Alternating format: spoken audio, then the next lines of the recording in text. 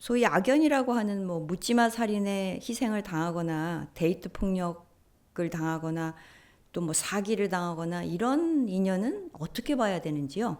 네, 그것도 인연입니다. 예를 들면 우리가 이제 묻지마 그 폭행이나 살인 내지는 뭐 데이트 폭력, 그건 우리가 의도하지 않은 대부분의 이제 우리가 인연과를 이야기할 때 이제 마음을 일으키고 그 마음을 일으켜서 진행을 하고 실천을 하고 그 결과를 얻는 건데 그 당사자, 피해 당사자 입장에서는 마음을 일으키지 않았잖아요. 그래서 나는 원하지도 않고 마음을 일으키지도 않았는데 그게 왜 일어났습니까? 부처님은 분명히 우리의 삶에 일어나는 모든 것은 인연법이라 했는데 라고 할 수 있습니다. 자, 그러면 우리가 한 번 더 자세히 볼까요? 세상의 모든 것이 존재하려고 하면 시간과 공간에 합일점이 있어야만 합니다.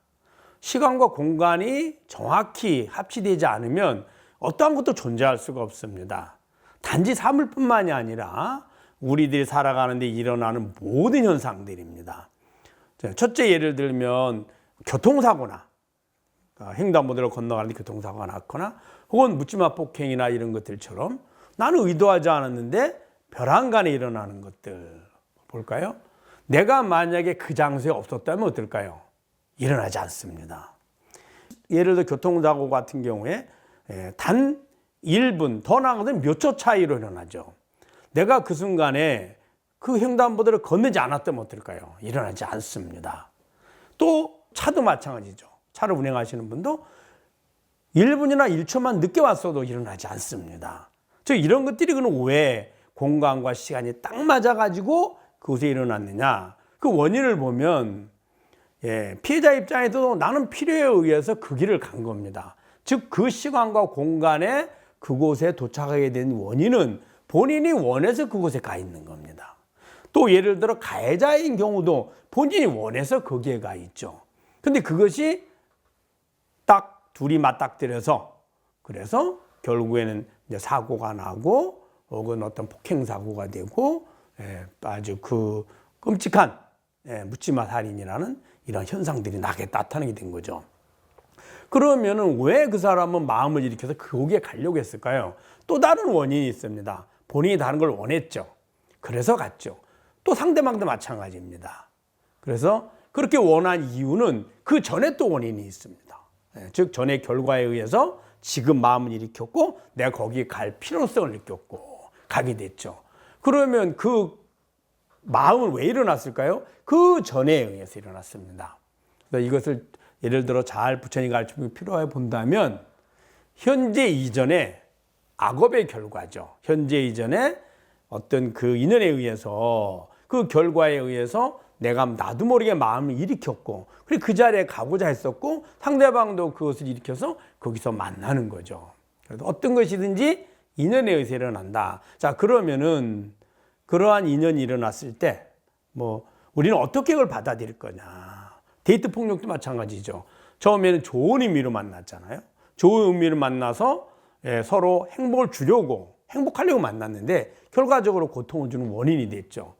그때 만약에 내가 그 사람을 만나는 거 선택을 하지 않았다면 그럴 일이 일어나지 않죠. 근데 나는 왜 그런 선택을 했을까요? 본인이 그러한 과정에 업의 과정에서 필요로 하는 겁니다. 예를 들면 더 쉽게 얘기하면 내가 얼음을 좋아하면 겨울이 있어야만 합니다. 스키를 타려고 한다면 나 스키 타는 걸 되게 좋아하거든요. 근데 난 추운 걸 싫어해요.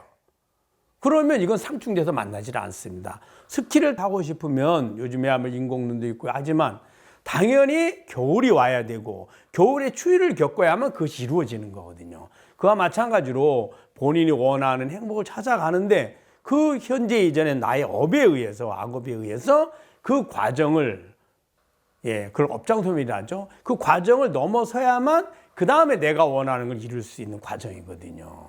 그럼 우리는 그걸 어떻게 받아들이냐?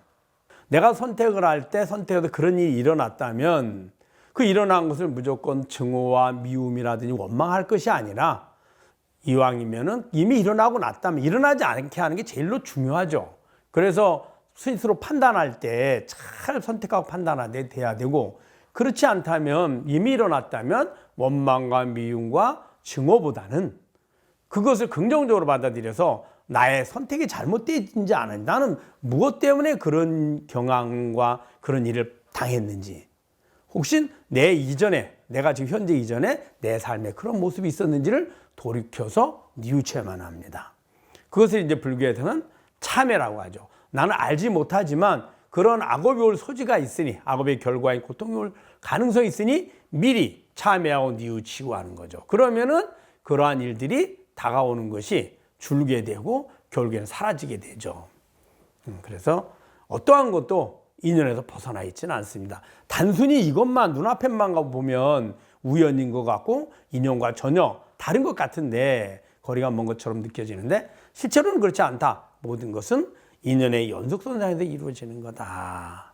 그러면 우리가 원하는 건 즐거움과 만족, 행복이니 지금 어떠한 인연을 만나더라도 즐겁고 행복을 위해서 내가 악업이 있었다면 참회하고 뉘우치고, 악연을 만났다면 선연으로 바꾸려고 노력하고, 선연이 있었다면 더 나은 더 좋은 선연으로 더 바꾸려고 노력하는 것이 현명한 지혜인 것입니다.